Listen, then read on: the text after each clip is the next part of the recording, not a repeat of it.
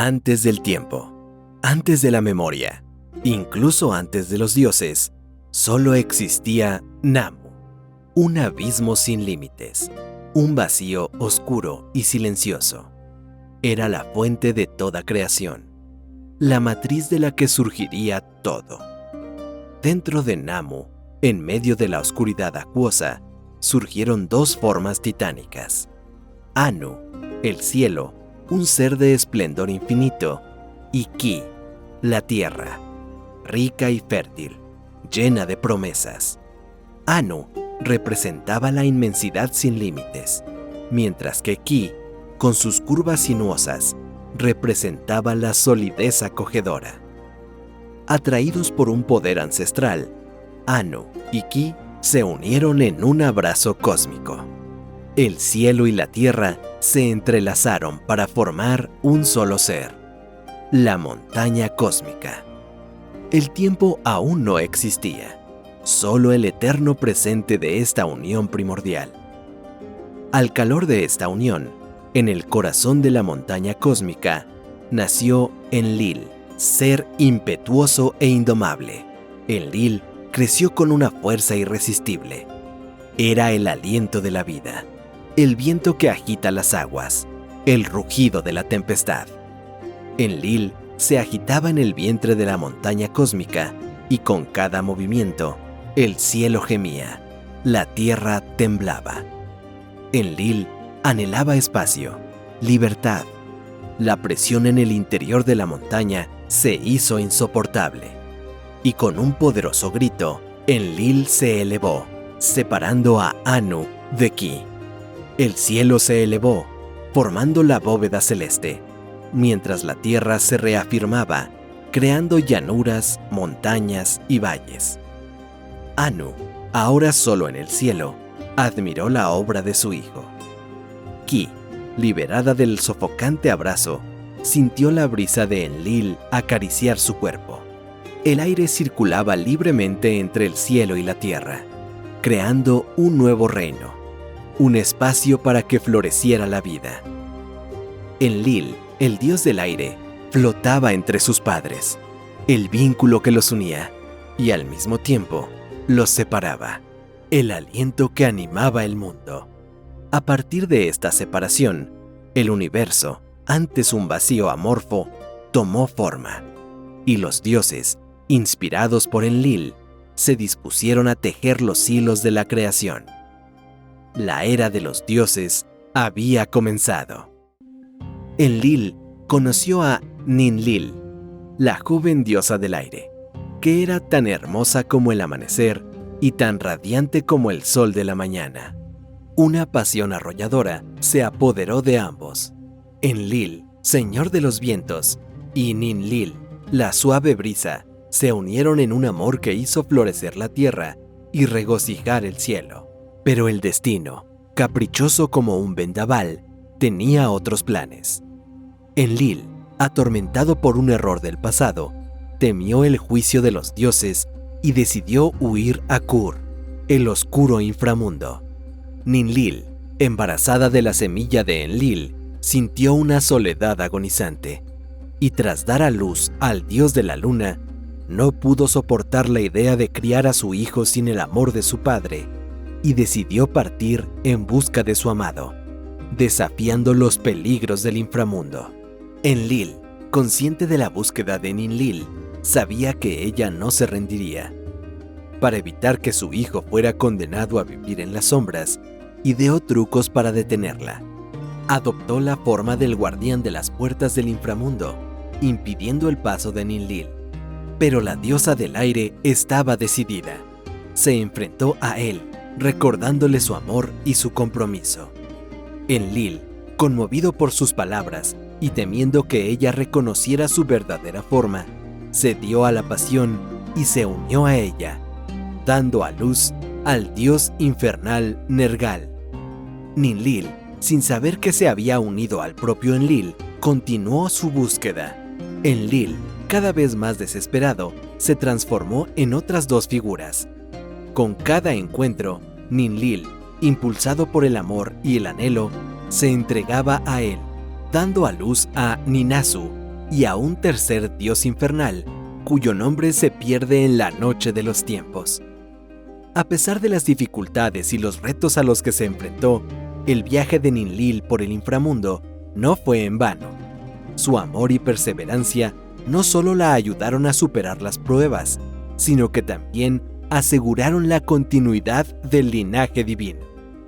Reconociendo el alcance del amor de Ninlil, Enlil la bendice, ensalzando su propio papel como reina y madre de los dioses del inframundo, antes de volver a su papel como uno de los dioses supremos del panteón sumerio.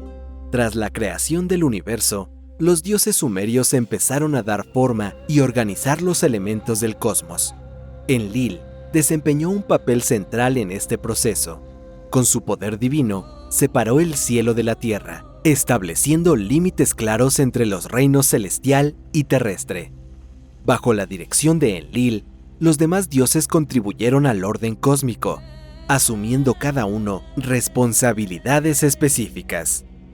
Anu, el dios del cielo, ocupó su lugar en los altos cielos, gobernando con sabiduría y justicia. Estableció las constelaciones y ordenó los movimientos de los cuerpos celestes, garantizando la armonía entre las estrellas y los planetas. Enki, el dios del agua y la sabiduría, fue a Albazu, el océano primordial del agua dulce que fluía bajo la tierra. Allí organizó los manantiales, ríos y canales de agua dulce, asegurando la fertilidad de la tierra y la vida en sus orillas. Los campos y los vientos fueron entregados a Ninlil, diosa del aire y consorte de Enlil. Con su suave brisa, purificaba la atmósfera y traía el aliento de la vida a los seres vivos.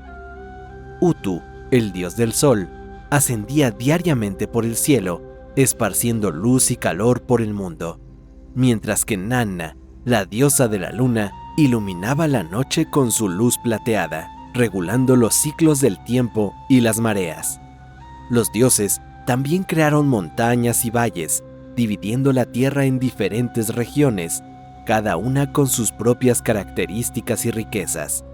Los mares estaban poblados por criaturas marinas y la tierra por plantas y animales, cada uno en su hábitat apropiado, contribuyendo a la diversidad y el equilibrio del universo. Enlil estableció Nippur como centro espiritual de la tierra, donde los dioses podían reunirse y estar en comunión. Nippur se convirtió en el vínculo sagrado entre el cielo y la tierra, un lugar de culto y reverencia donde los humanos podían conectar con los dioses a través de rituales y ofrendas. Una vez completada la organización del universo, los dioses observaron su creación con satisfacción.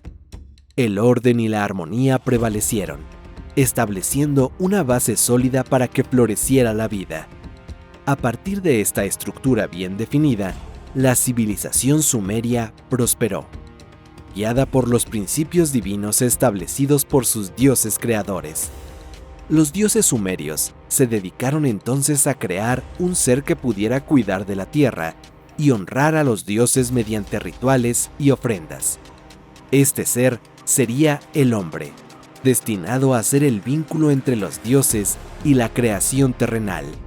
Enki, el dios del agua y la sabiduría, tomó la iniciativa. Fue al Apsu, el océano primordial de aguas dulces, y trajo arcilla sagrada. Con su habilidad divina, moldeó al primer hombre, dándole forma y vida. Namu, la diosa primordial y madre de Enki, también participó en este acto creativo, ayudando a dar forma al cuerpo humano. Para animar la creación, Enki insufló el aliento de la vida en las fosas nasales del hombre, dándole un alma y la capacidad de pensar y sentir. Este acto de creación simbolizó el comienzo de la vida humana, marcada por la presencia de lo divino en su esencia. Sin embargo, los dioses se dieron cuenta de que el hombre necesitaba algo más que la vida para prosperar. Necesitaba habilidades y conocimientos para cultivar la tierra y sostener la naciente civilización. Así que Enki y su consorte, Ninma, la diosa de la tierra y la creación, enseñaron a los humanos las artes de la agricultura, la construcción y la escritura. Revelaron los secretos de la irrigación, mostraron cómo canalizar las aguas del Apsu para fertilizar los campos. Los dioses también instruían a los hombres en los rituales y prácticas religiosas necesarias para honrar a las deidades y garantizar su protección y benevolencia. Enki estableció templos donde los humanos podían ofrecer sacrificios y oraciones, creando una conexión sagrada entre los mortales y los inmortales. A medida que la humanidad crecía, los dioses siguieron guiándola, enviándoles profetas y líderes para que transmitieran sus leyes y enseñanzas.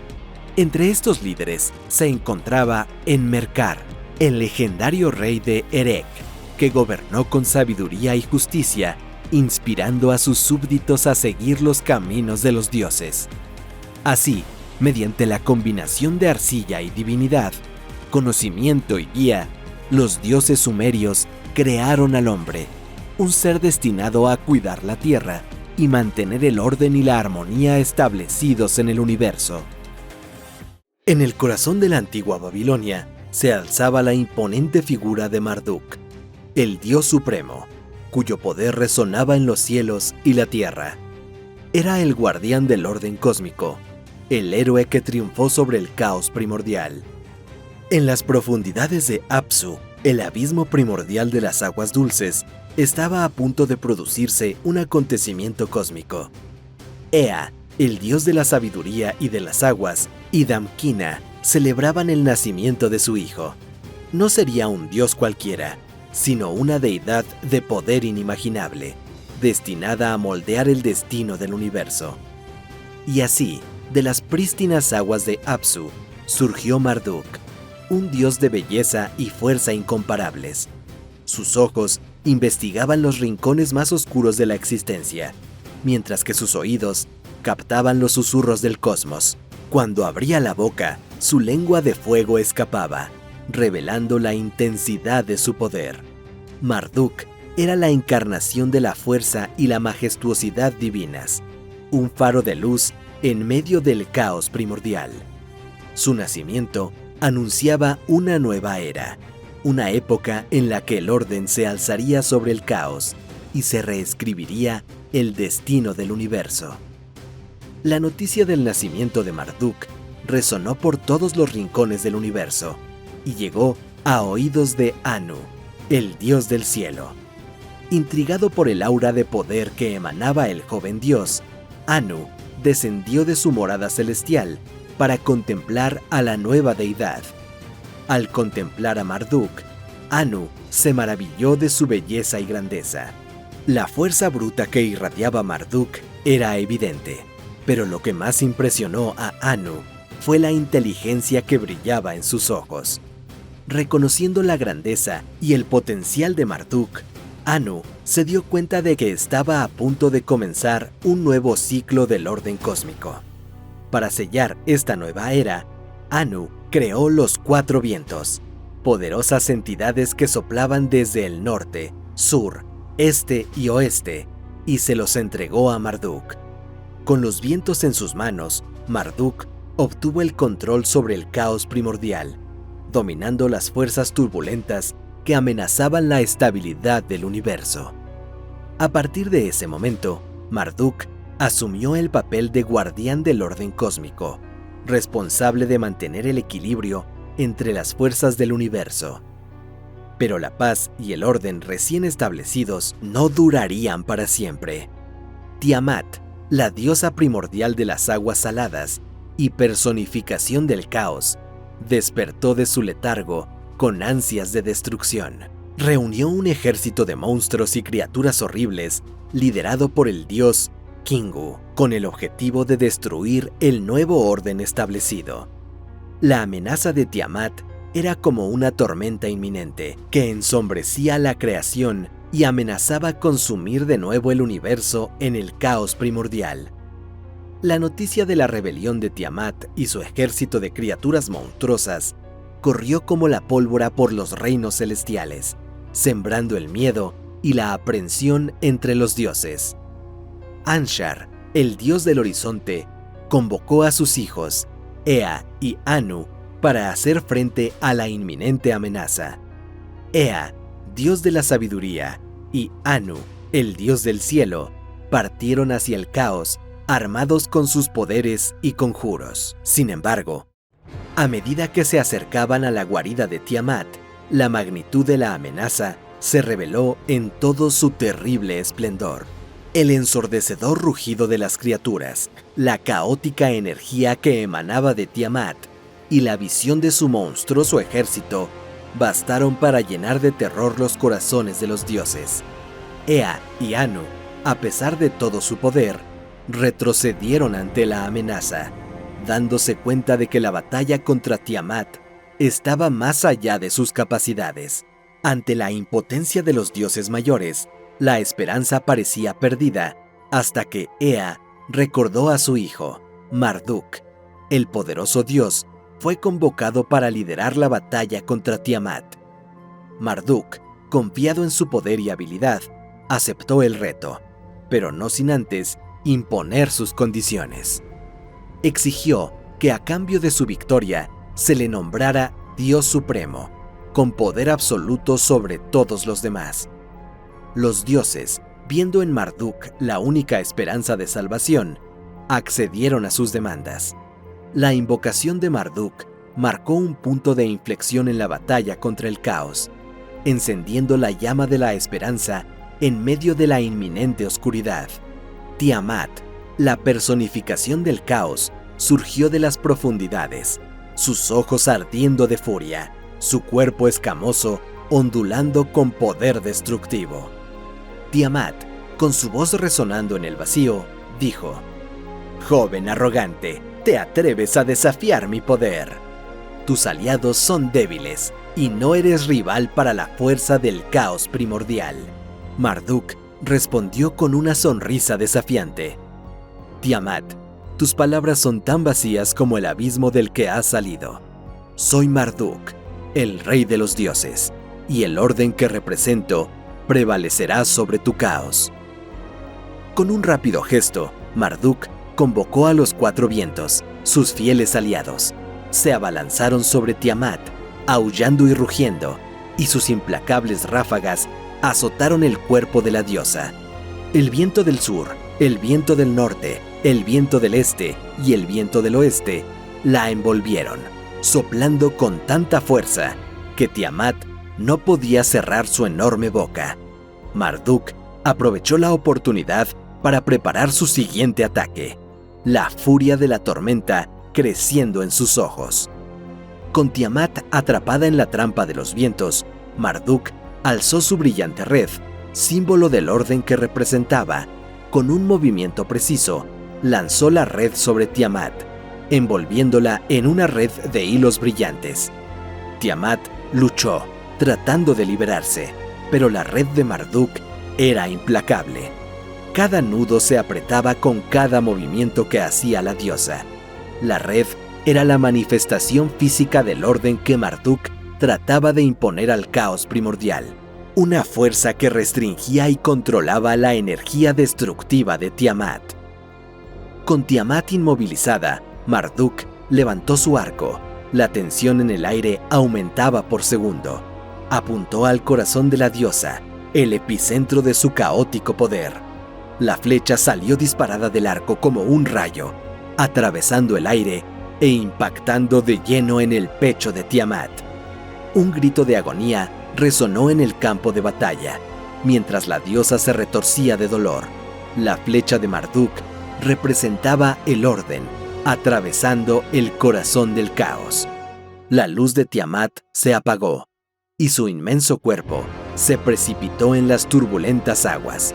La batalla había llegado a su fin, y la victoria de Marduk marcaba el triunfo del orden sobre el caos primordial. Con la caída de su líder, el ejército de Tiamat se desintegró en el caos y la desesperación. Las criaturas que momentos antes habían rugido de furia, ahora huían despavoridas, buscando escapar de la ira de Marduk. Pero el dios de la tormenta no permitiría que el caos se extendiera de nuevo. En su carro de tormentas, Marduk persiguió a los monstruos que huían, con una furia tan intensa como los relámpagos que emanaban de su armadura. Uno a uno, Marduk capturó a los seres que Tiamat había creado, sometiéndolos con su fuerza y poder. Aquellos que intentaron resistir fueron aplastados bajo sus implacables manos. Marduk no tuvo piedad de las criaturas del caos, pues sabía que su existencia amenazaba el orden que él había establecido. Con el ejército de Tiamat derrotado y prisionero, Marduk consolidó su victoria, demostrando ser el amo del universo y el guardián del orden. La épica batalla contra Tiamat había terminado, pero el viaje de Marduk como Dios Supremo no había hecho más que empezar. Derrotado el caos, Marduk se dedicó a crear un nuevo mundo. Del cuerpo de Tiamat levantó el cielo y la tierra, separando las aguas de arriba de las de abajo. Con habilidad y precisión, Marduk moldeó las estrellas, fijándolas en sus constelaciones, y trazó la trayectoria de los planetas, definiendo su movimiento y ciclos. Estableció el calendario, dividiendo el año en meses y días, y creó las leyes que regirían el universo, garantizando la armonía y el equilibrio entre todas las cosas. Reconocido por sus hazañas heroicas y su poder creador, Marduk consolidó su posición como Dios Supremo del panteón babilónico. Los demás dioses, en señal de reverencia y gratitud, lo coronaron rey y le juraron lealtad eterna. Marduk, con su sabiduría y fuerza, gobernó sobre los dioses y la humanidad, estableciendo el orden y la justicia en todo el universo. Su nombre resonó a través de los siglos, celebrado en himnos y rituales, y su leyenda se convirtió en la base de la cosmogonía babilónica, testimonio del triunfo del orden sobre el caos y de la creación de un mundo a partir de la destrucción. Antes de que la ira del cielo se abatiera sobre la tierra, los dioses reinaban absolutos sobre la llanura mesopotámica. La humanidad fue moldeada con arcilla para servir como humildes servidores de los poderosos dioses sumerios. Así, los hombres araban la tierra, construían templos y ofrecían sacrificios a sus creadores, garantizando la prosperidad y el orden en el mundo. Como los granos de trigo esparcidos por la tierra fértil se multiplicó en gran número, las aldeas se convirtieron en vibrantes ciudades y el incesante martilleo de los talleres invadió los oídos divinos incluso por la noche. Lo que antes había sido un murmullo lejano, ahora era un estruendo ininterrumpido que perturbaba la paz celestial. Enlil, señor de los vientos y las tormentas, el dios que gobernaba desde lo alto de su sigurat en Nippur, era el más atribulado. Su sueño, antaño apacible, era ahora atormentado por pesadillas. Cada soplo de viento oía los gritos de los hombres, el tintineo de las armas y los lamentos de los niños. Sentía la vibración de la tierra bajo las pisadas apresuradas de los mortales, el peso de sus audaces construcciones y el olor de sus ambiciones desmedidas. En un momento dado, Enlil dijo: «Basta, la humanidad se ha vuelto insolente, una plaga que infesta la tierra con su arrogancia. Su ruido me impide pensar, su agitación me impide descansar. Que sean exterminados, para que se restablezca el orden». Y entonces, Enlil desató su furia sobre los mortales. Terribles plagas arrasaron las ciudades, contaminando el aire y pudriendo las cosechas. El hambre implacable asoló la tierra, convirtiendo a los hombres fuertes en espectros hambrientos. La enfermedad, como un lobo hambriento, acechaba en las sombras, llevándose consigo a jóvenes y viejos, ricos y pobres, sin piedad. Pero Enki, el dios de la sabiduría, que había moldeado a los humanos con sus propias manos, no podía contemplar su destrucción. susurró secretos a los hombres, enseñándoles cómo aplacar la ira de Enlil. Mediante rituales de purificación, ofrendas de incienso y sacrificios de animales, los humanos imploraron perdón. Durante un tiempo, la ira de Enlil se calmó. La tierra volvió a florecer y la humanidad respiró aliviada. Sin embargo, esta tregua era frágil. El recuerdo de la insolencia humana aún ardía en la mente de Enlil. Con cada nuevo ciclo lunar, con cada nueva cosecha, el clamor de los hombres volvía a irritarle, como una herida que se negaba a cicatrizar. La paciencia divina finalmente se agotó. «La humanidad no ha aprendido la lección», gritó Enlil. «Que sean borrados de la faz de la tierra para que nunca más perturbe nuestra paz». Y así quedó sellado el destino de la humanidad. Enlil, el dios implacable, decidió enviar el mayor castigo de todos: un diluvio que inundaría la tierra, ahogando a todos los seres vivos bajo las furiosas olas. En medio de los mortales vivía Ziusudra, también conocido como Utnapishtim. Era rey de Shuruppak y un hombre de corazón puro e inquebrantable devoción a los dioses. Mientras otros se entregaban a la arrogancia y la ambición, Ziusudra gobernaba con justicia y sabiduría, ofreciendo plegarias y sacrificios con sincera humildad. Enki observó a Ziusudra con creciente aprecio. Aquel rey justo era como un diamante en bruto que brillaba entre el polvo. Cuando la decisión de Enlil se hizo irrevocable y el destino de la humanidad parecía ya decidido, Enki no pudo aceptar que Ziusudra fuera condenado a la extinción.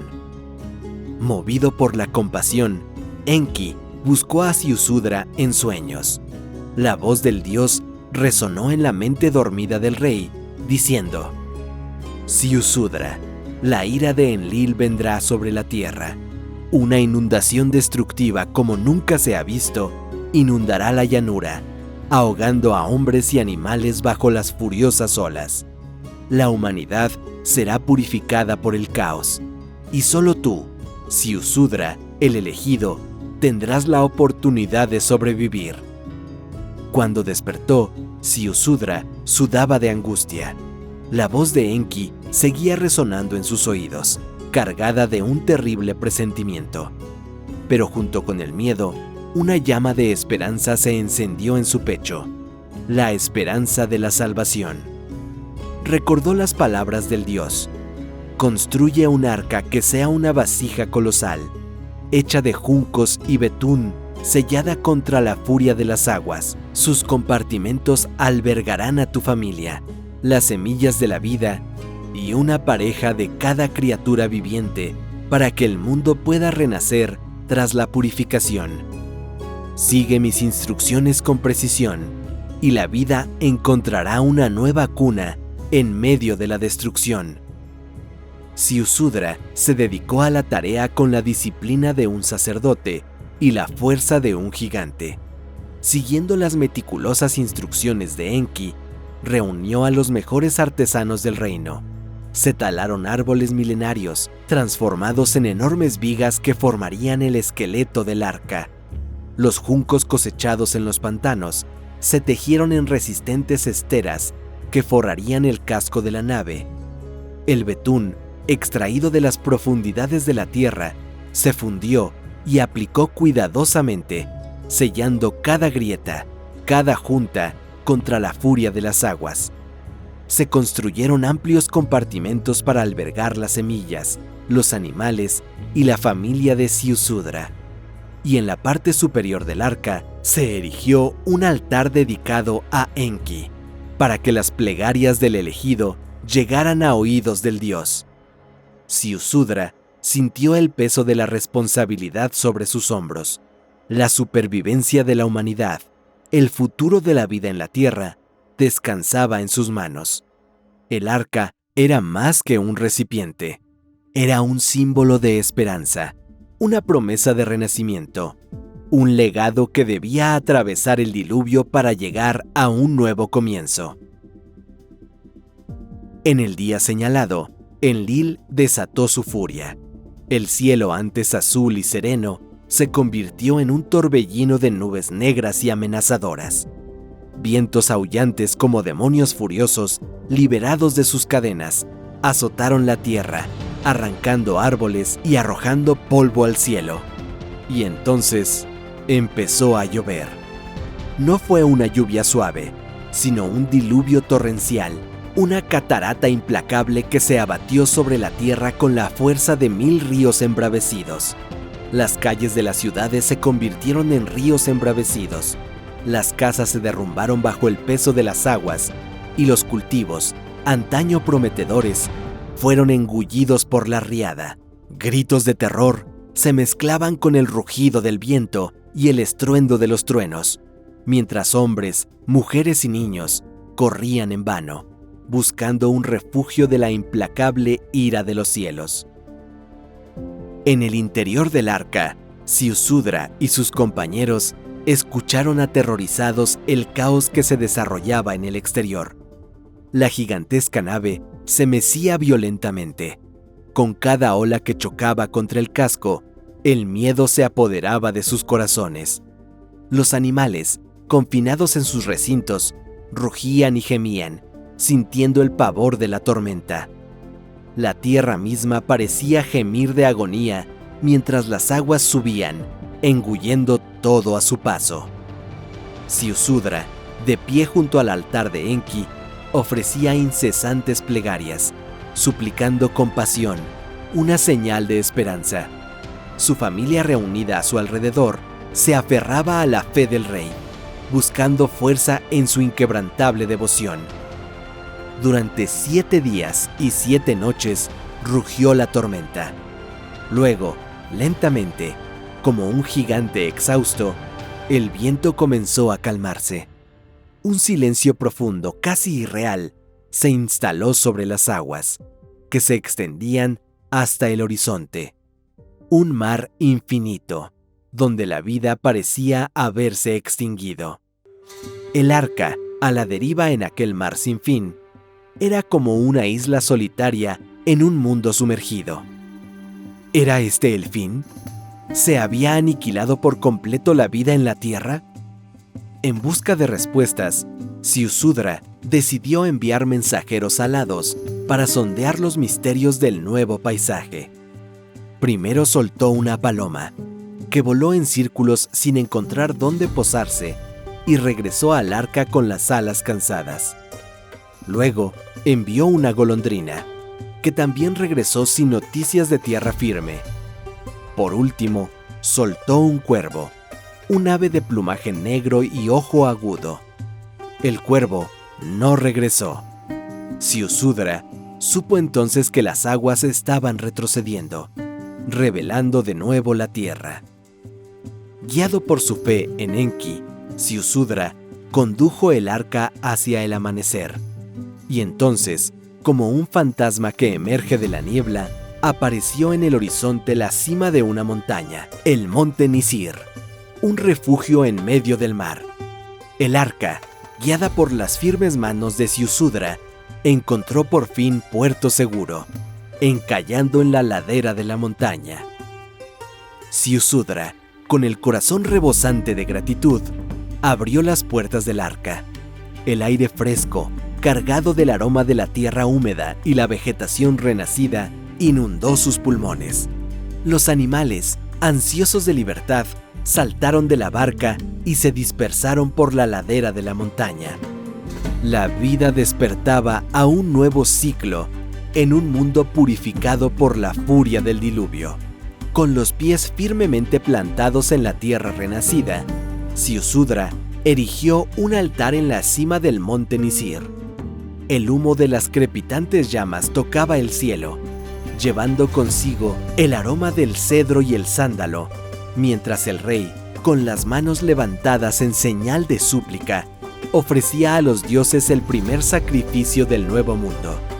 Un toro, de pelaje blanco e imponentes cuernos, fue sacrificado sobre el altar. Enlil olió la ofrenda y se acercó. El dios que antes había rugido de furia, contemplaba ahora la escena con remordimiento. La inmensidad de la destrucción, el silencio opresivo que se cernía sobre la tierra, el peso de la soledad que lo envolvía.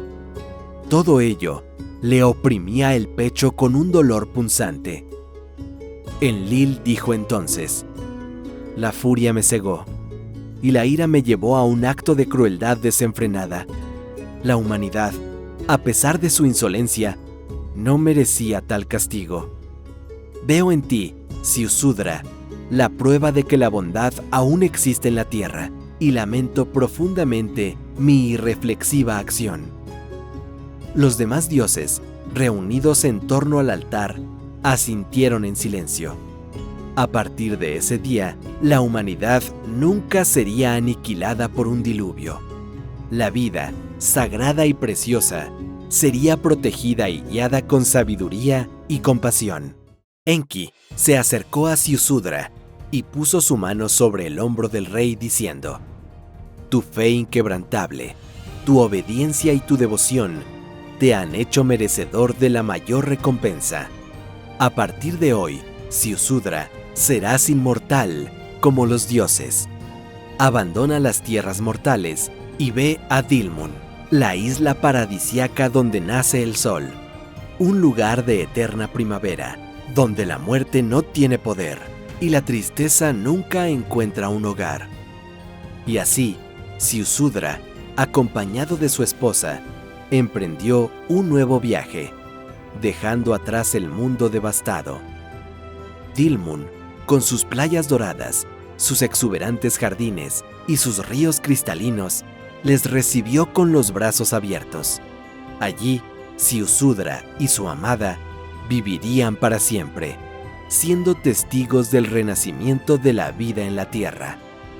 Las aguas del diluvio se retiraron, revelando un suelo fértil listo para ser cultivado. Los animales liberados del arca repoblaron los bosques y las llanuras. Las ciudades renacieron de las ruinas y las nuevas generaciones aprendieron de las historias de sus antepasados sobre la furia de los dioses y la importancia de la humildad. El diluvio se convirtió en una cicatriz en la memoria de la humanidad, una advertencia sobre los peligros de la arrogancia y la falta de respeto a los dioses. Y así, la humanidad siguió su camino, llevando consigo la lección del diluvio, construyendo un nuevo futuro a la luz de la promesa de Dios. Cuando los dioses aún caminaban entre los hombres y la magia impregnaba el aire, Inanna, la diosa sumeria del amor, la belleza, la fertilidad y la guerra, reinaba sobre la antigua ciudad de Uruk. Sus ojos negros como la noche brillaban con pasión y poder, mientras que su larga y oscura cabellera fluía como un río bajo el sol de Mesopotamia. Venerada por su incomparable belleza y temida por su indomable poder, Inanna era la encarnación de la dualidad femenina, la fuerza vital que nutría la tierra y encendía los corazones de los hombres. En medio de la majestuosa ciudad de Uruk, Inanna cultivaba un jardín secreto, un paraíso exuberante donde la naturaleza florecía en plenitud.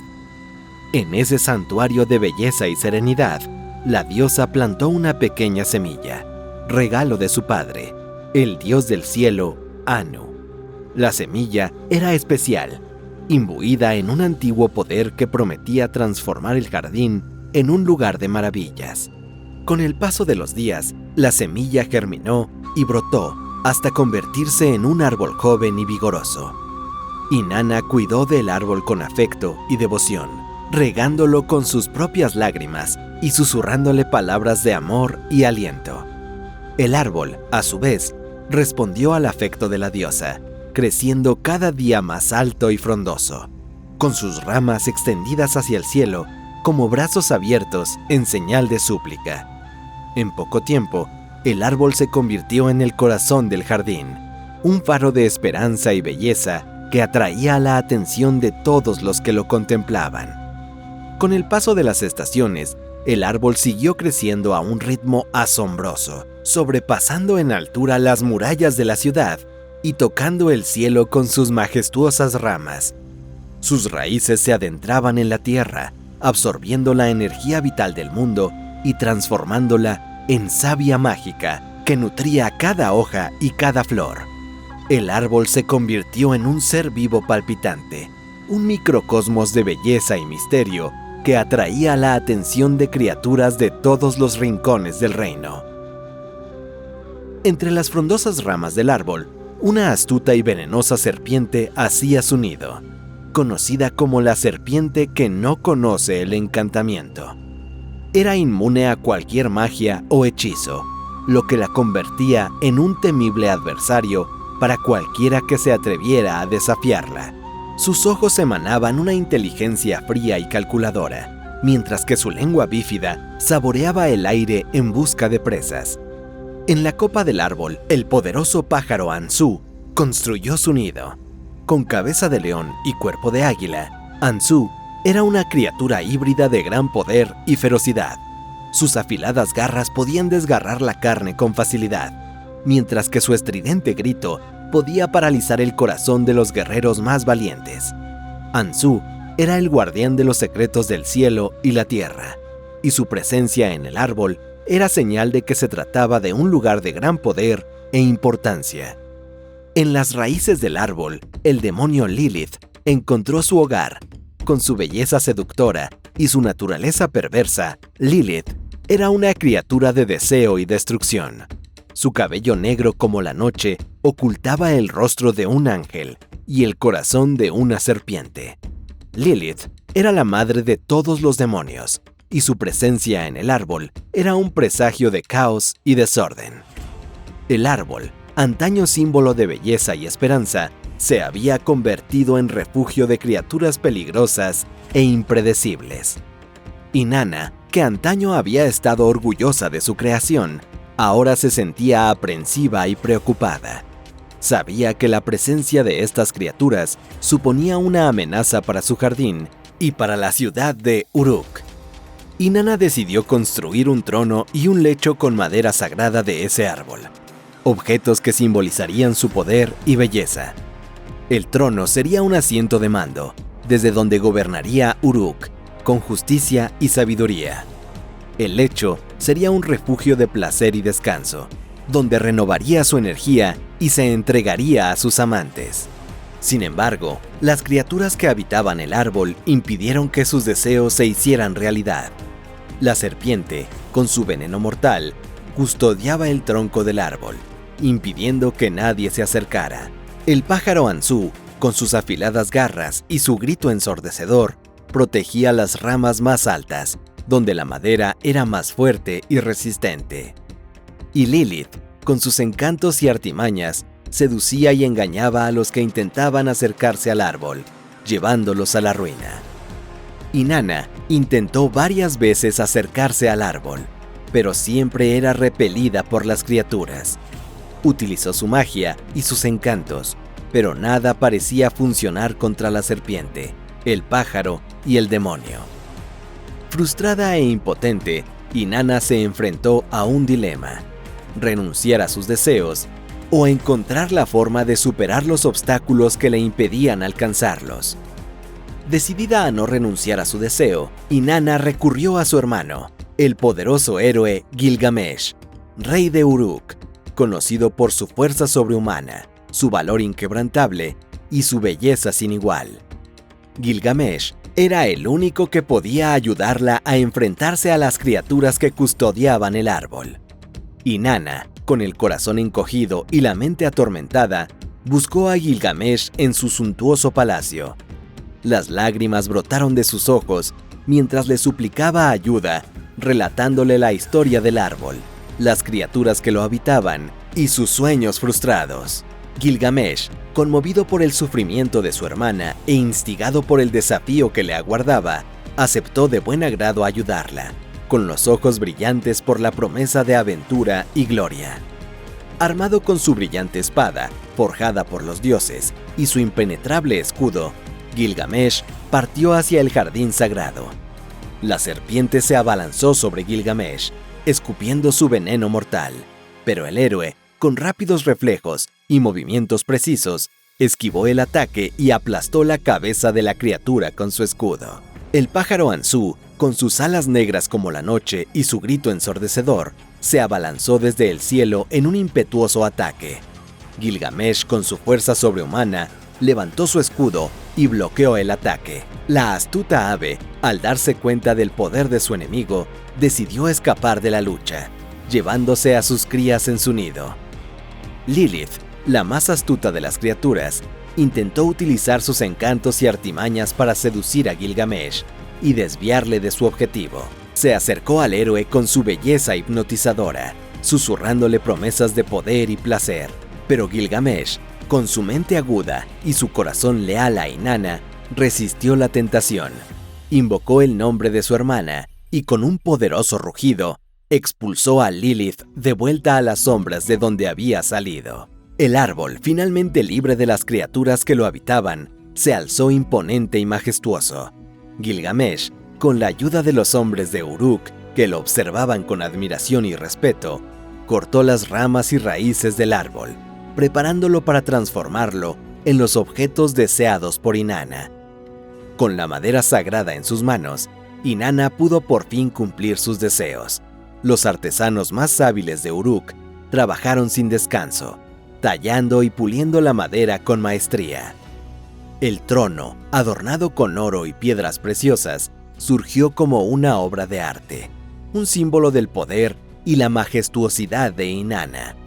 El lecho, con sus delicadas tallas y su elegante diseño, era una invitación al placer y al descanso, un refugio para que la diosa renovara sus energías.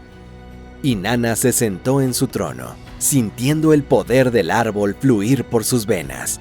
Contempló su jardín, ahora libre de las criaturas que lo amenazaban, y una sonrisa de satisfacción se dibujó en su rostro. El árbol Julupu, antes símbolo de desafío y frustración, se había convertido en símbolo de su fuerza y determinación. Los mitos sumerios hablan de Su, un poderoso pájaro demoníaco de plumaje oscuro y ojos penetrantes, conocido por su astucia y ambición desmedida. Envidiaba el poder absoluto que poseían los dioses y soñaba con controlar los destinos del universo. Para cumplir su deseo, necesitaba las tablas del destino, objetos sagrados que otorgaban autoridad suprema sobre dioses y mortales. Estas tablillas estaban bajo la protección del poderoso dios Enlil, señor del viento y de la tierra, que las guardaba celosamente en su santuario. Su sabía que robar estos tablones no sería tarea fácil.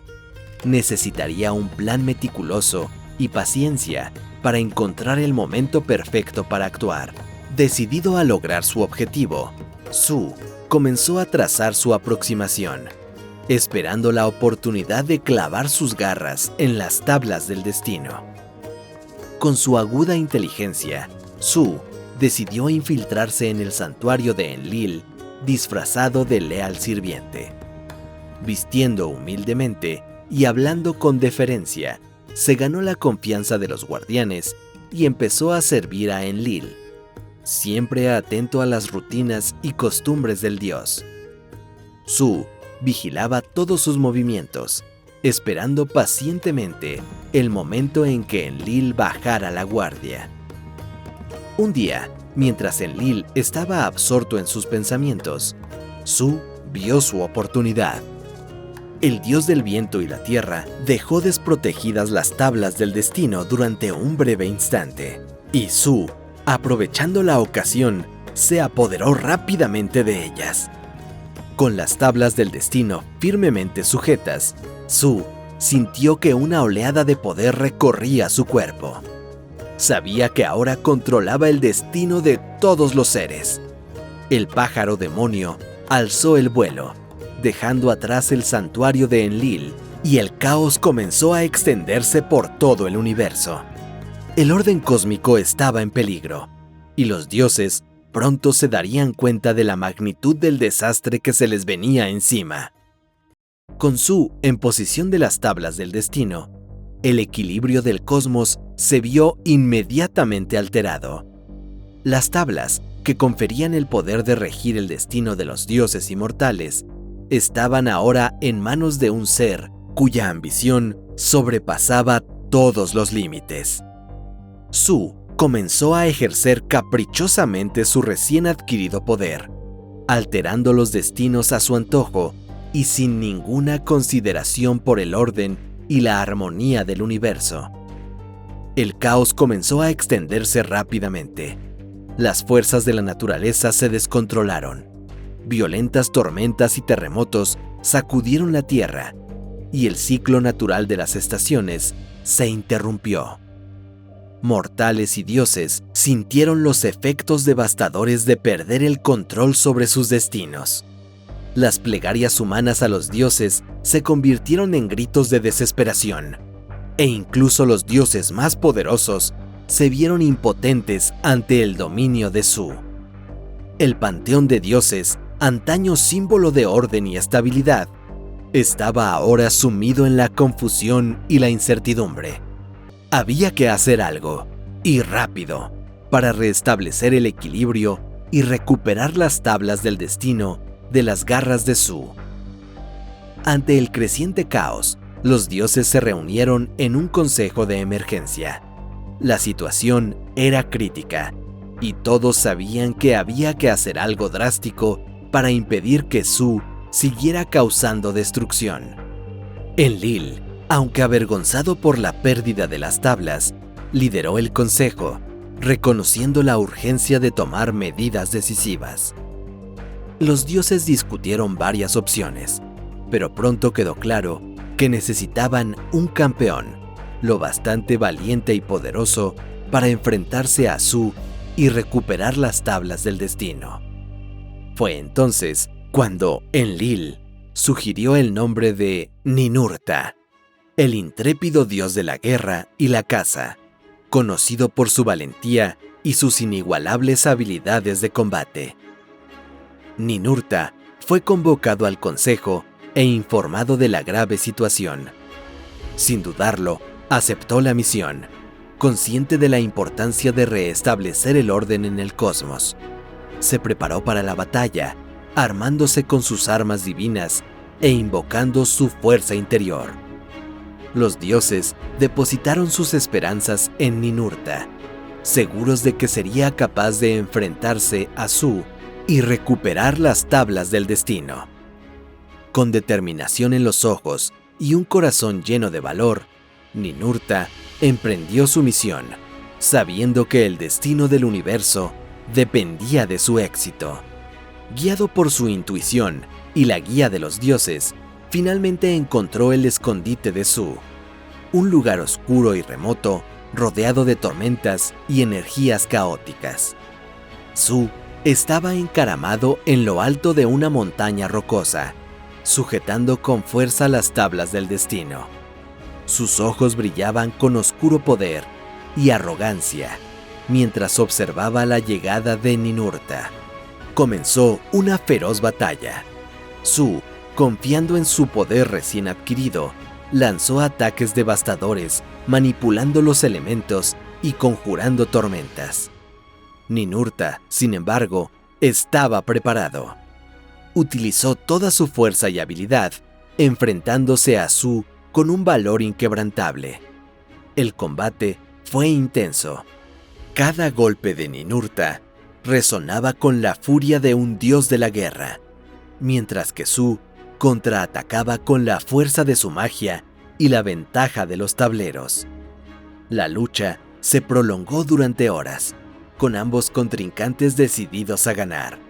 Ninurta, sin embargo, empezó a imponerse, y su determinación y destreza superaron la arrogancia de Su. Con un golpe casi decisivo de su arma divina, Ninurta consiguió derribar a Su, desarmándolo y obligándolo a liberar las tabletas del destino. Su, derrotado e impotente, fue finalmente sometido. Ninurta Tomó las tablas del destino, sintiendo la imponencia y el peso de la responsabilidad que representaban. Con el enemigo neutralizado, supo que el equilibrio del cosmos podía restablecerse.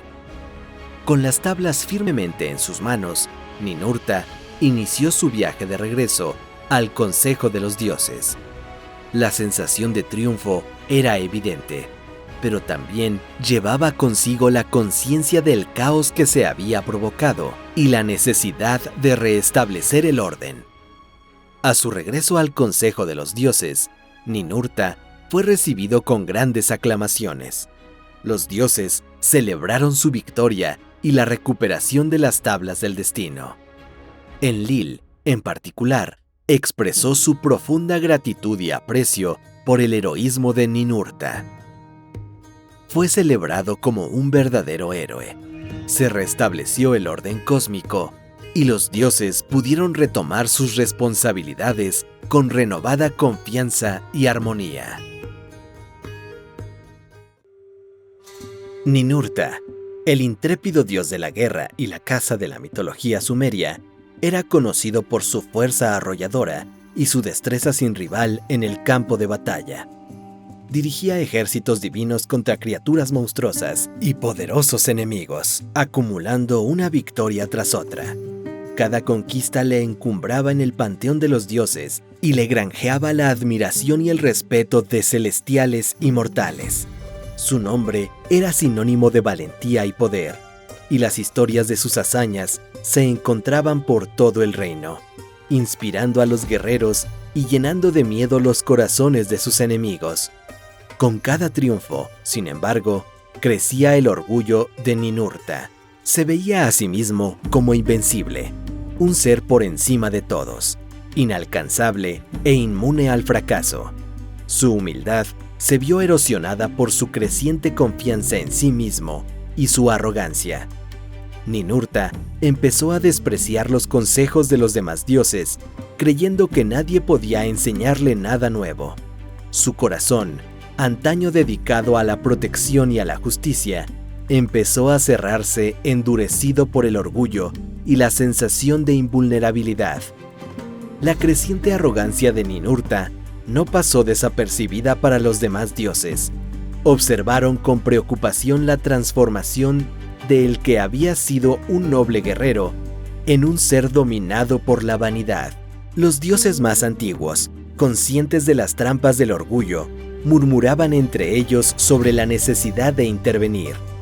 Entre ellos, Enki, el dios de la sabiduría y de las aguas, estaba especialmente preocupado. Vio claramente los peligros que la arrogancia de Ninurta suponían no solo para sí mismo, sino también para el equilibrio del cosmos. Enki sabía que había que enseñar una lección. Sin embargo, también sabía que la fuerza bruta no sería suficiente para la tarea. Haría falta un plan que empleara la astucia y la sabiduría. Para ello, necesitaría una creación única, algo que pudiera captar la atención y el cuerpo del dios de la guerra, llevándole a una situación de impotencia que le obligara a reflexionar sobre su comportamiento. Con su plan en mente, Enki se puso manos a la obra. Utilizando sus vastos conocimientos y poder creativo, moldeó una criatura como no se había visto antes. Enki creó una tortuga gigante, un ser dotado de un caparazón impenetrable y fuerza suficiente para contener a Ninurta. La tortuga era una manifestación perfecta de la sabiduría de Enki, lenta pero resistente, símbolo de la paciencia y la humildad que Ninurta había olvidado. Observó su creación con satisfacción, sabiendo que esta tortuga sería la clave de la lección que Ninurta necesitaba aprender. Era una criatura que, a pesar de su apariencia simple y tal vez incluso sin pretensiones, tenía un poder oculto que Ninurta subestimaría. Con la tortuga lista, Enki decidió poner en marcha su plan. Envió un mensaje a Ninurta, convocándole a una reunión con el pretexto de discutir un asunto importante. Ninurta viajó al lugar señalado ansioso por demostrar una vez más su supremacía. Pero había una trampa. Fue emboscado por la tortuga gigante, que con su caparazón, portador de poderes mágicos conferidos por Enki, consiguió aprisionar al arrogante dios. Ninurta luchó con todas sus fuerzas, utilizando su poder como dios de la guerra para intentar liberarse. Sin embargo, el caparazón de la tortuga, infundido con la magia de Enki, era irrompible.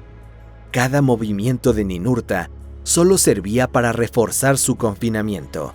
Rugió de frustración, y su arrogancia y orgullo se transformaron en desesperación.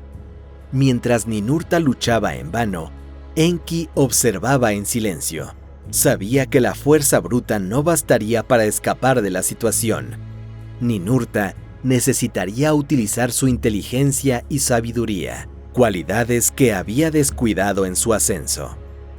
Ninurta, ahora inmovilizado y sin más opciones que enfrentarse a su propia vulnerabilidad, estaba a punto de embarcarse en un viaje de autodescubrimiento y transformación. La lección de Enki había comenzado, y el destino de Ninurta dependía de su capacidad para aprender y crecer a partir de esta experiencia. Ninurta empezó a reflexionar sobre sus últimas acciones, su creciente arrogancia y la forma en que había desoído los consejos de los demás dioses. Recordó las virtudes de la humildad y sabiduría que antaño había valorado, pero que habían quedado eclipsadas por su orgullo. La introspección le aportó una dolorosa claridad, revelando cómo su comportamiento se había distanciado de los valores que lo habían convertido no solo en un guerrero, sino también en un líder respetado. Tras lo que pareció una eternidad, Enki observó que la transformación interior de Ninurta se había completado.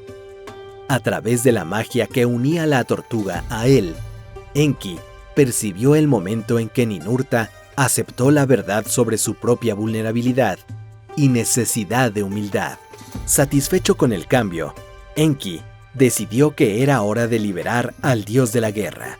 La experiencia había dejado huella en el espíritu del dios, y Enki pudo comprobar que había aprendido bien la lección. Ninurta, ahora libre de su caparazón de tortuga, estaba visiblemente cambiado. La arrogancia que antes había dominado sus acciones había sido sustituida por una postura de humildad y sabiduría. Se acercó a Enki y por primera vez en mucho tiempo, se inclinó en señal de respeto y gratitud.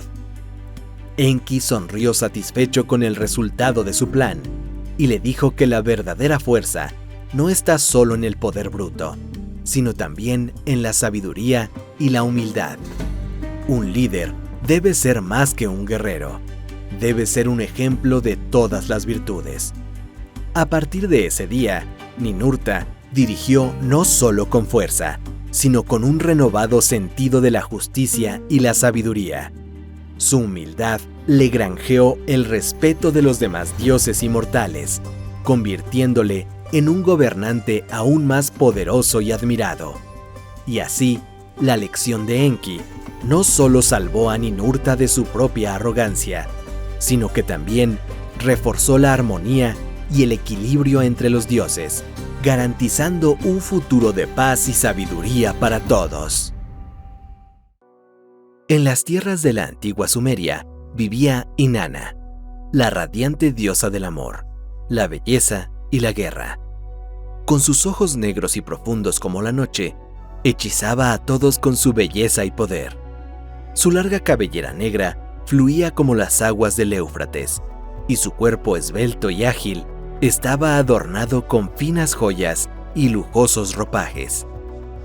Inanna era una diosa poderosa, capaz de inspirar tanto pasión como miedo.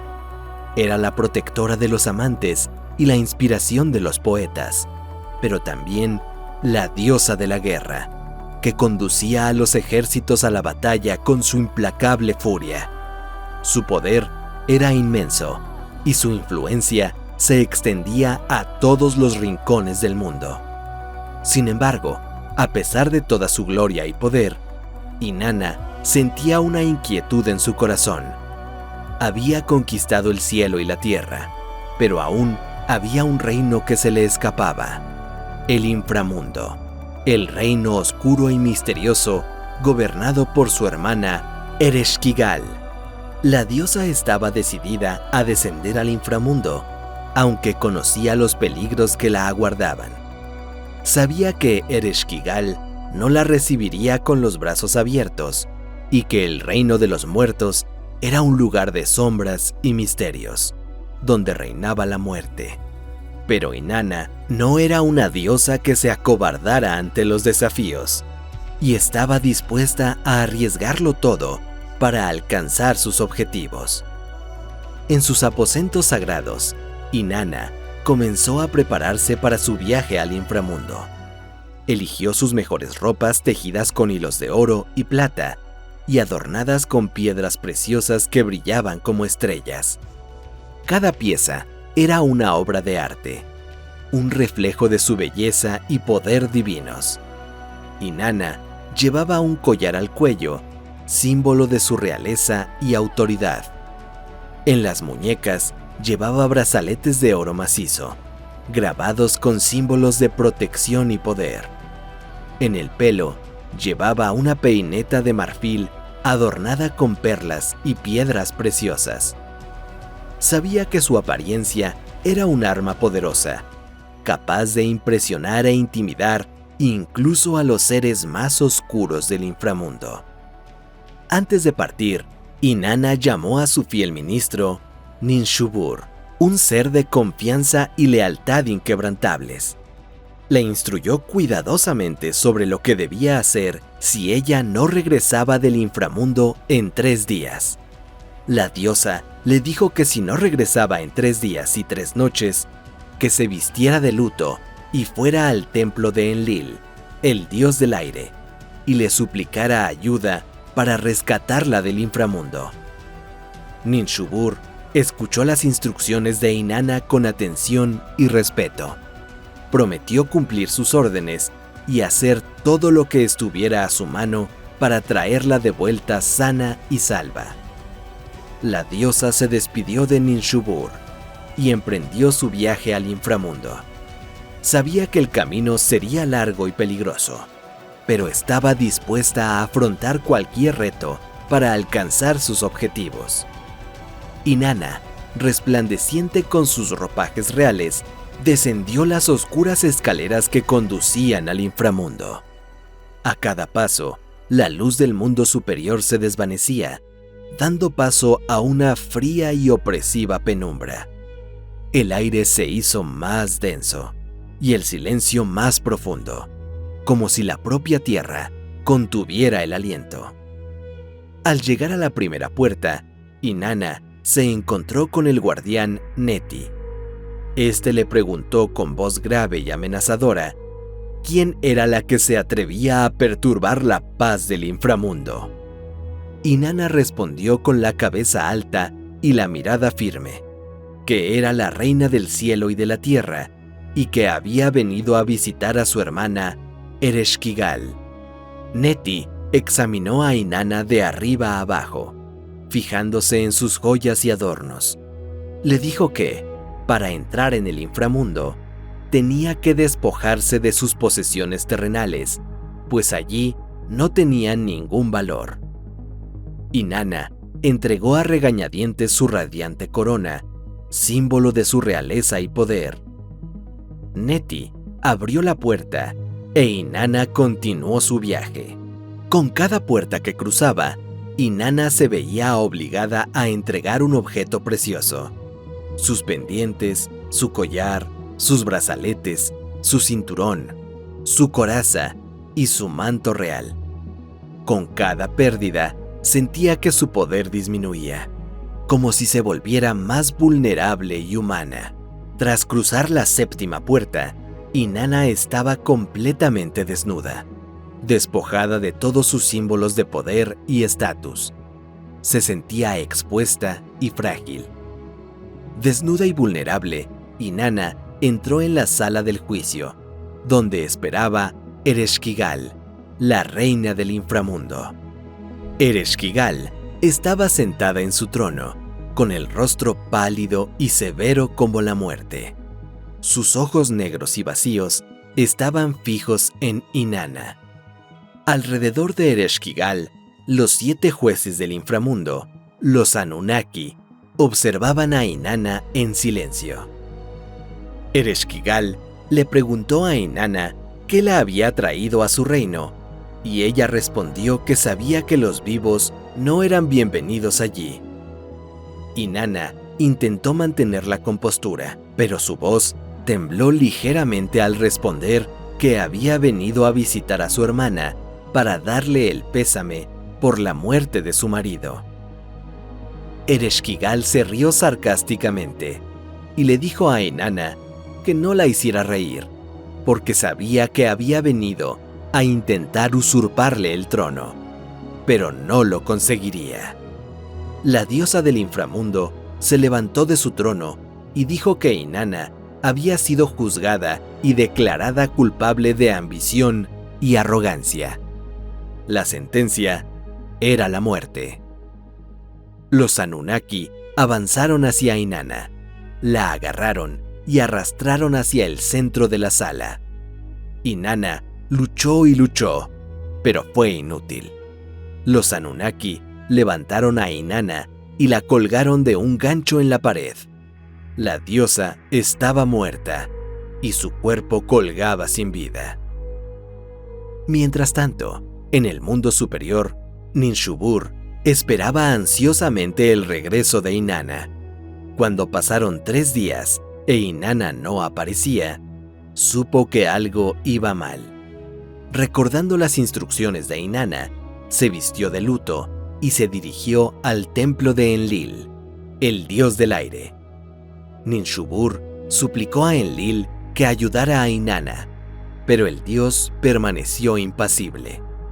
Dijo que Inanna había desafiado las leyes del inframundo y que debía cargar con las consecuencias de sus actos. Desesperado, Ninshubur acudió al templo de Nanna, la diosa de la luna, pero Nanna tampoco quiso ayudarle, alegando que no podía interferir en los asuntos del inframundo. Ninshubur estaba a punto de perder la esperanza cuando recordó al dios Enki, el dios de la sabiduría. Era el único que podía resucitar a su diosa. Con renovadas esperanzas, Ninshubur corrió al templo de Enki, le contó al dios todo lo que había sucedido y le suplicó ayuda. Enki, movido por la compasión y la sabiduría, decidió intervenir. Sabía que la muerte de Inanna podría desequilibrar el cosmos y traer el caos al mundo. Utilizando su inteligencia y poder creativo, Enki creó 2 criaturas sin sexo, los Gala. Les ordenó que descendieran al inframundo y utilizaran su astucia para devolver la vida a Inanna. Los Gala, criaturas extrañas y sin género, descendieron al inframundo guiados por la sabiduría de Enki. Atravesaron las puertas sin ser vistos, pues su naturaleza ambigua confundía a los guardianes. Cuando llegaron a la sala del juicio, encontraron a Inanna colgada del gancho, con el cuerpo sin vida. La Gala se acercó y, siguiendo las instrucciones de Enki, entonó lamentos y cantos sagrados. Sus extrañas y melodiosas voces resonaron en la sala, llenando el aire de energía mágica. Enki había dado a los Gala el alimento y el agua de la vida, y ellos se los ofrecieron a Inanna. La diosa, sintiendo la energía vital fluir por su cuerpo, abrió los ojos y respiró hondo. La vida volvió a sus miembros y soltó el anzuelo. Inanna estaba viva, pero su calvario aún no había terminado. Los Gala le informaron que, para abandonar el inframundo, debía designar a alguien que ocupara su lugar. La diosa dudó. No quería condenar a nadie a pasar la eternidad en el oscuro reino de Ereshkigal, pero las leyes del inframundo eran inflexibles y sabía que no podría escapar sin acatarlas. Inanna, acompañada por Gala, regresó al mundo superior. Cuando llegó a su ciudad, Uruk, esperaba encontrar a su marido, Dumuzi, llorando su ausencia. En lugar de eso, lo encontró en su palacio, festejando y celebrando con música y bailes. Ver a Dumuzi indiferente ante su calvario enfureció a Inanna. Sintió que una oleada de ira y traición le inundaba el corazón. ¿Cómo podía celebrar mientras ella había sufrido tanto en el inframundo? En su furia, Inanna decidió que Dumuzi sería su sustituto en el inframundo. Dumuzi, presa del pánico, intentó huir. Se escondió en casa de su hermana, Heshtinanna, suplicando protección. Pero los demonios del inframundo, enviados por Inanna, lo encontraron. Agarraron a Dumuzi y lo arrastraron al inframundo, ignorando sus gritos y súplicas. En el reino de Ereshkigal, Dumuzi fue condenado a ocupar el lugar de Inanna, pagando con este castigo el precio de su indiferencia ante la muerte de su esposa. Heshtinanna, la hermana de Dumuzi, quedó desolada al conocer el destino de su hermano. Amaba profundamente a Dumuzi y no podía soportar la idea de que pasara la eternidad en el inframundo. Decidida a salvar a su hermano, Heshtinanna fue al encuentro de Inanna, se postró a los pies de la diosa y le pidió clemencia. Heshtinanna se ofreció a ocupar el lugar de Dumuzi en el inframundo durante medio año, permitiéndole pasar la otra mitad en el mundo superior. Inanna, conmovida por la devoción de Heshtinanna, aceptó la propuesta. Vio en esta oferta un reflejo del ciclo natural de la vida, la muerte y el renacimiento. Así que llegó a un acuerdo. Dumuzi pasaría la mitad del año en el inframundo con Ereshkigal y la otra mitad en el mundo superior con Inanna. Este acuerdo simboliza el ciclo de las estaciones, en el que Dumuzi representaba la fertilidad de la tierra. Durante el verano, permanecía en el mundo superior, trayendo vida y abundancia. En el invierno, descendía al inframundo, representando la muerte y el resto de la naturaleza. De este modo, la historia de Inanna y Dumuzi se convirtió en un mito sobre el ciclo eterno de la vida, la muerte y el renacimiento, y la importancia del equilibrio entre el mundo superior y el inframundo. Hace muchos años, cuando los antiguos dioses gobernaban el mundo, había un poderoso rey sumerio llamado Gilgamesh.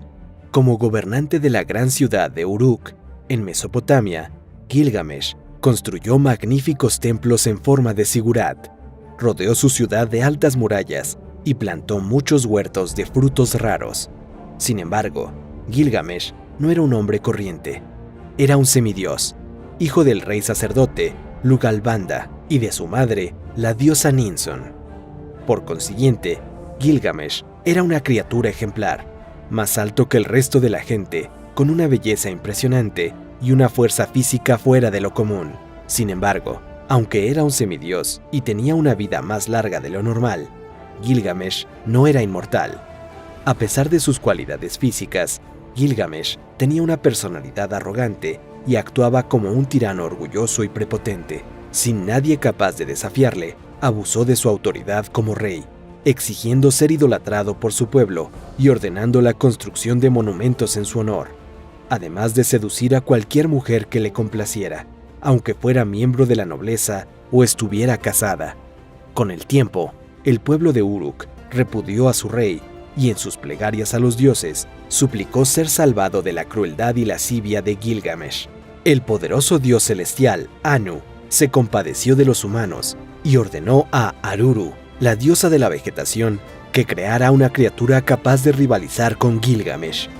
Con una porción de arcilla, la diosa Aruru modeló un ser híbrido de hombre y animal, que recibió el nombre de Enkidu. De aspecto peludo y primitivo, y con cuernos de toro en la cabeza, Enkidu vivía como un animal en los bosques y llanuras de Sumer. Comía hierba junto a las gacelas y bebía agua de los ríos codo a codo con los leones. Todos los animales conocían y obedecían a Enkidu. Así, se convirtió en el protector de la vida salvaje, pero no sabía cómo acercarse a los seres humanos.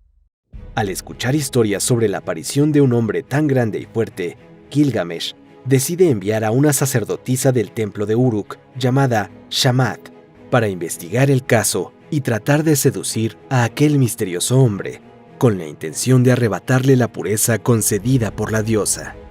Para sorpresa de la sacerdotisa, Enkidu era tan impresionante como el propio Gilgamesh, y pronto se enamora de él. Tras 7 días y 7 noches de ardiente amor, Enkidu se civiliza, aprende a vestirse y a comer comida humana, y solo entonces Shamat le habla de la existencia de Gilgamesh y de su reino de tiranía. Un día se iba a celebrar una gran boda en la ciudad de Uruk, pero, como era costumbre, Gilgamesh apareció para exigir su derecho a poseer a la novia antes de que se consumara la boda.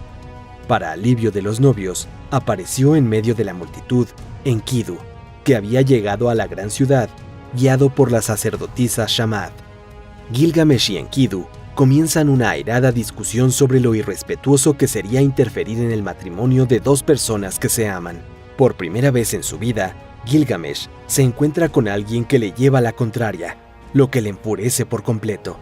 Dándose cuenta ya del desastre que se avecina, la multitud se aleja rápidamente del lugar, dejando a los dos gigantes frente a frente. Gilgamesh fue el primero en iniciar las agresiones, y pronto los dos poderosos seres intercambiaron golpes entre sí. La épica lucha entre los dios semidioses duró 7 días seguidos y destruyó varias casas de la ciudad. Cada puñetazo lanzado entre los dos titanes bastaría para matar a 5 guerreros humanos, pero ninguno de los dos parecía ceder, e inevitablemente empezaron a admirarse mutuamente. Finalmente, Gilgamesh consigue asestar un fuerte golpe que derriba a Enkidu, pero en lugar de exterminar a su oponente, Gilgamesh le tiende la mano y ayuda a Enkidu a levantarse. Ambos se sienten orgullosos de su gran combate y se saludan con un abrazo, sellando así un juramento de amistad eterna. A partir de ese día, Gilgamesh se convierte en un rey más justo y deja de atormentar a su pueblo. Durante los años siguientes, Gilgamesh y Enkidu viajaron por muchas tierras desconocidas, donde vivieron muchas aventuras juntos, derrotando a monstruos y héroes de todo tipo. Sin embargo, un pensamiento rondaba siempre la mente de Gilgamesh, que ya se estaba dando cuenta de que tanto él como Enkidu estaban envejeciendo, y algún día tendría que enfrentarse a la muerte. Buscando hacer inmortales sus nombres, Gilgamesh insiste a Enkidu en que viajen al bosque de los cedros, donde vive un poderoso demonio llamado Humbaba, que era un ser tan terrible y peligroso que incluso los dioses le respetaban. Humbaba nunca se había alejado de su bosque, por lo que no hizo ningún daño para provocar el ataque de Gilgamesh, pero aún así tendría que defenderse de sus atacantes. En cuanto ven al demonio Humbaba, la pareja de semidioses se queda paralizada de terror, pues nunca habían visto una criatura tan aterradora. Haciendo acopio de valor, Gilgamesh ataca con su hacha y tras varios intentos consigue herir al monstruo en el flanco. Enkidu utiliza su lanza para asestar el golpe mortal en la garganta de Humbaba, poniendo fin así a aquel dantesco combate. Sin embargo, antes de morir, Humbaba maldice a ambos, diciendo que uno de ellos morirá por lo que hizo. Aunque Gilgamesh y Enkidu habían logrado una gran hazaña, la muerte de Humbaba enfureció a los dioses. No obstante, Gilgamesh y Enkidu regresaron a la ciudad de Uruk, donde planeaban celebrar un gran festín para festejar su victoria. Pero durante la fiesta, apareció una invitada inesperada, Ishtar, la diosa del amor, la belleza, la guerra y la fertilidad. Ishtar quedó impresionada por la belleza y la fuerza de Gilgamesh y decidió que lo convertiría en su amante. A pesar de sus muchos encantos, Ishtar no consigue seducir a Gilgamesh. Este la rechaza, afirmando que sabe que todos los demás amantes de Ishtar han tenido una muerte horrible. Ishtar se enfurece ante la osadía de Gilgamesh y jura vengarse. Ishtar pidió ayuda a su padre, el dios celestial Anu, rogándole que enviara a la criatura más poderosa de toda la creación para matar a Gilgamesh y Enkidu. El dios Anu envía al toro del cielo a la tierra para destruir la ciudad de Uruk y a Gilgamesh. El toro desciende del cielo, trayendo consigo 7 años de hambruna y varios desastres naturales como huracanes y terremotos. Pronto el pueblo de Uruk suplicó a Gilgamesh y a Enkidu que destruyeran a la bestia celestial. La gran lucha entre los 2 semidioses y el poderoso toro divino conmociona a toda Mesopotamia. Gilgamesh y Enkidu utilizan las mismas armas con las que derrotaron al demonio Humbaba y juntos consiguen matar al toro del cielo. En señal de desprecio, Gilgamesh corta una de las patas del toro y la arroja a los pies de la diosa Ishtar, que estaba observando toda la pelea desde la distancia. Ahora, no solo Ishtar estaba furiosa, sino que también los demás dioses se volvieron contra Gilgamesh y Enkidu y decidieron castigarlos. Tras deliberar sobre el suceso, los dioses deciden que Enkidu debe morir, pues fue él quien sujetó al toro del cielo por los cuernos, permitiendo a Gilgamesh asestar el golpe final al animal. Pocos días después, Enkidu enferma gravemente y se da cuenta de que su muerte se acerca. Al ver a su mejor amigo en esta situación, Gilgamesh se desespera, ordenando a los mejores médicos del reino que busquen una cura, pero no hubo éxito. Enkidu murió agonizante y delirante en brazos de Gilgamesh, que lloró amargamente durante varios días. La muerte de Enkidu hizo temer a Gilgamesh por su propia existencia, y su miedo a morir le impulsó a emprender un viaje en busca del secreto de la inmortalidad y de una forma de resucitar a Enkidu. Viaja lejos, a través de las montañas y desiertos, con la esperanza de encontrar a Utnapishtim, el hombre que sobrevivió al diluvio universal y fue recompensado con la inmortalidad por los dioses. Con la ayuda de un barquero llamado Urshanabi, Gilgamesh consigue cruzar un gran lago de aguas venenosas y llega por fin a la casa del inmortal Utnapishtim. Pero para decepción de Gilgamesh, Utnapishtim le explica que solo los dioses pueden dar la vida eterna. Sin embargo, existía una planta milagrosa que solo podía encontrarse en las profundidades del mar y que era capaz de rejuvenecer a quien la comía, prolongando así su esperanza de vida. Gilgamesh se sumerge en el mar y consigue encontrar la planta. Pero cuando regresa a la superficie, decide dejarla a orillas de un lago, mientras se bañaba para purificarse del largo viaje. En ese momento, ocurre algo terrible. Una serpiente común acaba siendo atraída por el dulce olor de la planta y termina devorándola. Cuando Gilgamesh se da cuenta de lo ocurrido, ya es demasiado tarde y solo encuentra una piel de serpiente seca, lo que indica que el animal ha rejuvenecido. Gilgamesh se da cuenta por fin de que ningún hombre, por fuerte y rico que sea, puede vencer a la muerte, aceptando así su propia mortalidad. Regresa a Uruk y por primera vez se da cuenta de lo magnífica y duradera que es su ciudad y de que su legado como buen rey sería lo más parecido a la inmortalidad que podría alcanzar. Gilgamesh decide entonces escribir su historia en tablillas de arcilla, eternizando para siempre su nombre y el de su amigo Enkidu y sus grandes aventuras.